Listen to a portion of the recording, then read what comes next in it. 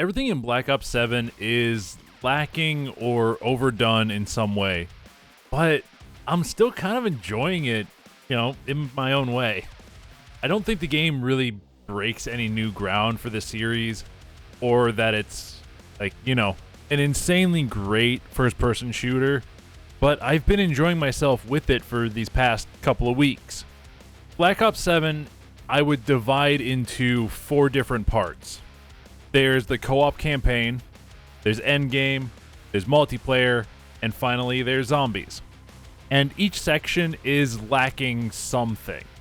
And yes, I know campaign and endgame are in the same category, but honestly, I would consider them like completely different entities from each other because they are, they're so different.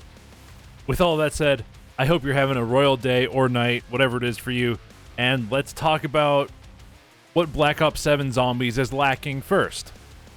I think Zombies is, it's still a lot of fun, but I do agree with what people have said that it feels like it's a Black Ops 6 DLC and is very much lacking in launch content. The way Treyarch has done Zombies this time around is by splitting it into 2 different categories, Standard and Survival. Standard is your fully fleshed out map, Ashes of the Damned. It has an Easter egg and story, multiple areas that you have to unlock, all the perk machines in separate areas, the standard for zombies. It's basically an evolution of the transit map from Black Ops 2. But instead of a bus, you're using a truck that you can upgrade with a portable pack-a-punch and a turret and stuff like that. I think it's a decent map. I need to play it with some friends still, but otherwise I am liking that map. Then you have Survival, which is your small, chaotic, high-round maps. This one, you're on the farm from Ashes of the Damned. It's an open, chaotic, fun experience. But like I said, Zombies is lacking content because you just have those 2 maps and that's it. Unless you want to count Dead Ops Arcade, but I kinda don't because I haven't even touched that at all. And Farm is not a fully fleshed out map in my opinion, because it's just a small map for you to grind out levels and camos on. There are at most 3, maybe 4 doors that you can unlock with Pack-a-Punch and 1 box location and the vending machine with all of the perks in it. And I say it's lacking content because if you look at Black Ops 6, where you have 2 fully fleshed out maps with Terminus and Liberty Falls at launch. And this time around with only having, the 1 fully fleshed out map and then just a basic runaround map, it just feels like there's not enough content to go through this time around. And that's where I think the Black Ops 6 DLC comparison comes in. Because they could have gone and taken another 2 places from Ashes and made them into survival maps for launch. But nope, they're doing that in Season 1 instead of at launch. Which I personally think is pretty damn dumb. So yeah, it feels like the Zombies mode currently is lacking a lot of content. Or lacking a variety of content, I should say. I think it's still fun, and I love zombies and grinding stuff out on there. But, that lack of, different maps kind of sucks the fun out of it a little bit. Where I don't think they're lacking content variety is in the endgame mode. And I honestly think endgame is the highlight of Black Ops 7. It's a very engaging and interesting mode that is based around the way DMZ and zombies in Modern Warfare worked. There's a bunch of objectives and tasks around the map that you can complete to get loot and level up your character. Most objectives will give you some type of reward, like new guns, score streaks, or equipment. And to level up, you just need to kill things. But like I said, everything is something that's lacking, and for endgame, I think the thing that's lacking is definition in the classes. So there are 6 classes that you can get during the runs when you level up. But on each character that you play, you can only have 3 of them at one time.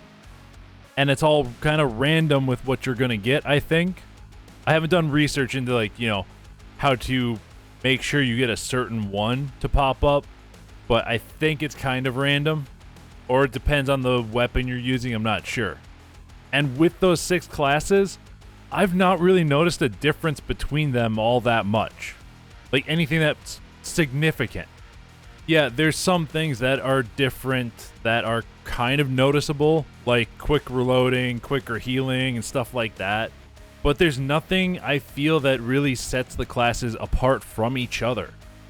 Like, if you look at the gunner skills, you get reload speed, faster replating, quicker swapping, refilling magazines, improving accuracy while moving, and reloading, creating an electrical damage discharge that hurts and stuns enemies. But nothing there really defines the class that much, because a lot of that is just, you know, stat tweaking. And it feels like the classes are just there to give you a stat boost. And that's it. If they did something like, you know, have a signature weapon or kill streak that you could call in for your class, you know, do what they did before with, like, the Ragnaroks and stuff like that when they had actual, like, signature weapons, I think that could, you know, that would have been an improvement to feeling out the classes. Like, having a major class and then 2 minor classes that you can just get the benefits from, I think that would, you know, be a bit better. Because there's nothing defining your class, like, at all. So yeah, if they just added in, like, some kind of signature weapon, or maybe once you have all the perks unlocked in that one class, it upgrades your a certain major ability, like the War Machine, or if they put in, like, a minigun for the gunner class, it would upgrade that.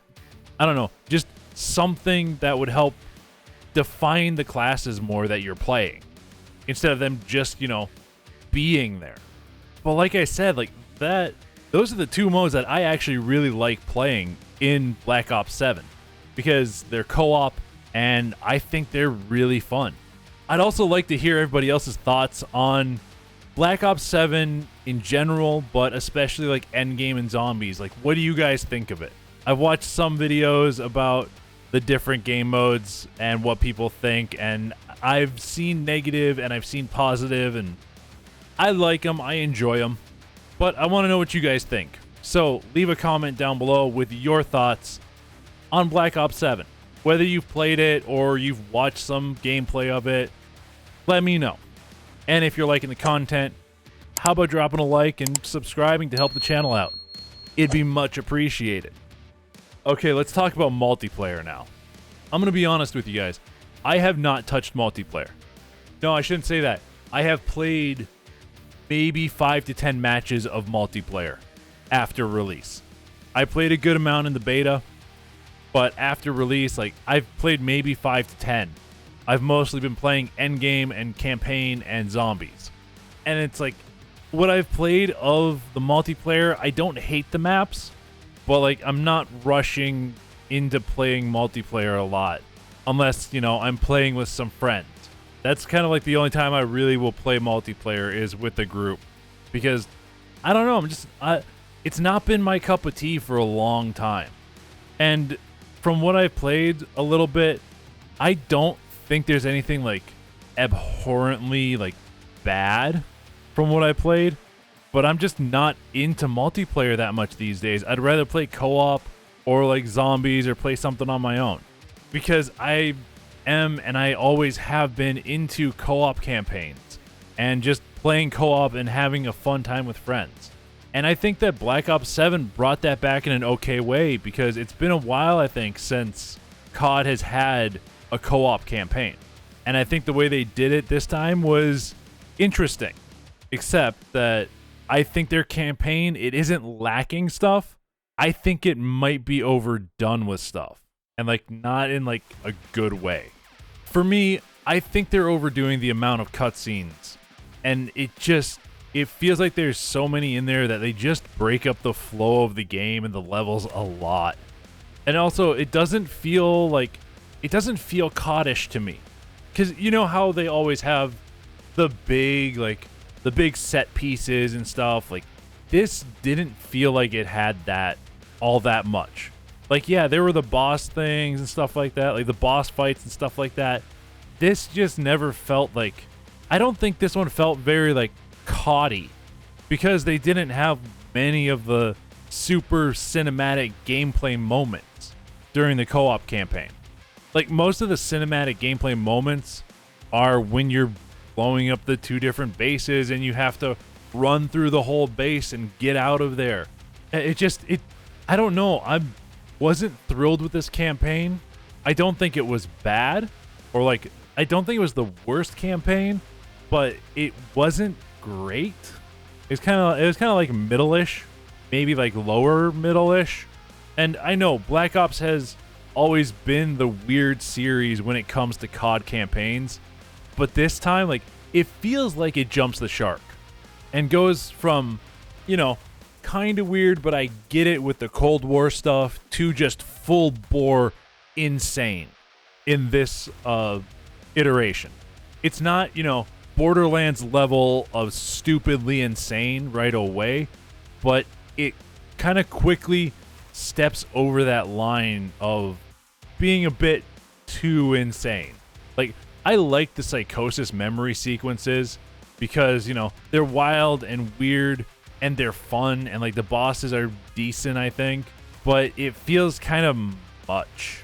And like, they're relying a lot on nostalgia with the missions in like Vorkuta, and, you know, bringing back Woods and stuff like that again, like bringing back a lot of, you know, the bigger moments in the whole Black Ops series. Like, I get you want to do callbacks, but it feels like you're relying a bit on nostalgia for those Psychosis sections.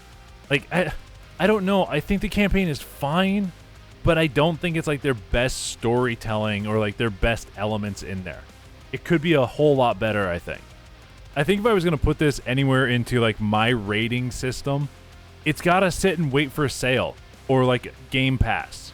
Like that third category of Game Pass or wait for sale. Because I don't hate it. It doesn't have like an insane amount of problems that I've run into. So I wouldn't call it like a litany of problems. And I do understand why like some people like it, some people are not really, like, they're not liking it. But I personally am. But I don't think it's good enough to go into love it or even like it. I think wait for sale, because that's just, I think that would be the best bet, is just play it on Game Pass. Because overall, it's fine. It's not really a game to write home about, though. I like all the co-op experiences that the game has to offer, but I think there are some things that miss the mark when it comes to each area of the game. Zombies is lacking content. Endgame's classes all feel really similar to each other. The game in general feels like a Black Ops 6 DLC, and campaign's pacing feels like it's overdoing the weirdness in cutscenes.